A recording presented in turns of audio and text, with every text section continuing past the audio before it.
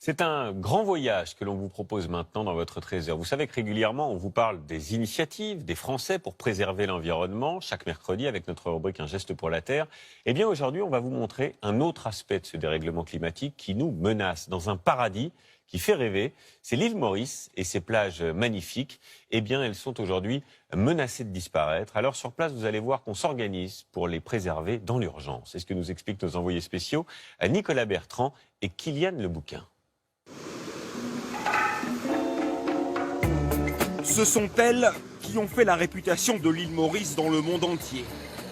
Ces plages, bordées de cocotiers et d'eau turquoise, s'étendent sur 160 km tout autour du pays. Pourtant, elles sont en train de disparaître. Ici, la plage du Morne, une des plus célèbres, a déjà perdu 20 mètres de large. Il ne reste que cette bande étroite en pente vers l'océan. Les vacanciers se rendent bien compte qu'il y a un problème. Oui, j'ai remarqué. Et on voit que d'autres plages sont encore plus étroites. Certaines ne mesurent plus que 2 mètres. Il y a manifestement un gros problème dans le pays. J'imagine les populations qui ne pourront plus venir se détendre. Je pense que l'économie va en prendre un coup. Je pense que ça pourrait être catastrophique pour les Mauriciens.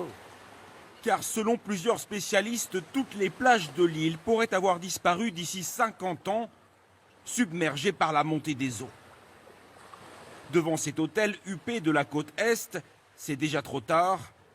La plage est complètement inondée. Autrefois, elle s'étendait sur 25 mètres. La direction a dû construire cette immense digue en pierre pour faire face aux vagues.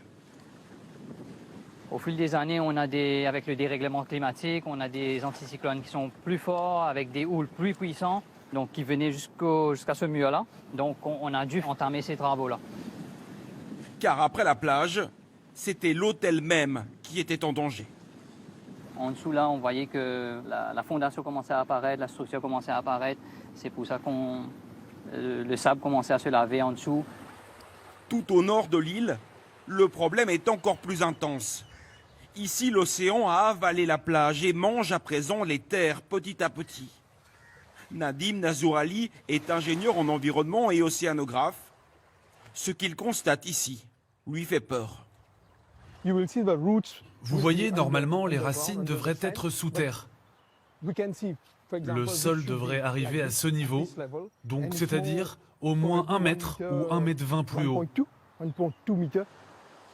Mais le plus inquiétant pour lui, ce n'est pas seulement ce qui est visible, mais bien ce qui se passe sous l'océan à cause de cette érosion. Quand il y a un problème d'érosion et qu'il y a une grande quantité de sable qui est emporté au large, le sable va aller se poser ailleurs et même sur les récifs. Ce sable va étouffer tous les coraux et les coraux vont mourir. Et donc cela va encore aggraver la situation. Si on ne fait rien, nous ne perdrons pas que les plages. Nous perdrons la biodiversité, nous perdrons les coraux, les poissons, nous perdrons tout. Ça, c'est certain. Alors ici, à Montchoisy, une expérience de la dernière chance a été tentée. L'installation de récifs artificiels en ciment que l'on voit ici, sur une longueur de 300 mètres. Un projet unique qui a coûté 2 millions d'euros. Il doit permettre de casser les vagues et de créer un habitat pour la faune marine. Cela permet aux coraux de s'accrocher et de grandir. Avec le temps, cela va devenir un récif à part entière. Et ça va protéger la plage. C'est fabriqué en béton, mais le béton va disparaître au fil des ans. C'est déjà recouvert. Le projet est une réussite, mais ne peut pas être adapté partout à cause des courants ou de la profondeur. Alors, inexorablement, la mer continue à grignoter le littoral. Et il n'y a pas que les plages qui sont menacées. Regardez ici, les autorités sont en train de construire une immense digue sur des dizaines de kilomètres pour protéger la route côtière qui est de plus en plus inondée. Des habitants vont devoir être déplacés. Le gouvernement tente de faire face tant bien que mal à cette érosion qui grignote chaque jour des pans entiers du territoire de l'île Maurice. Voilà pour ce grand format sur ce dérèglement climatique à l'île Maurice. Dans votre trésor Pour plus de vidéos, cliquez sur like, abonnez-vous en cliquant sur subscribe et activez la cloche de notification pour rester informé.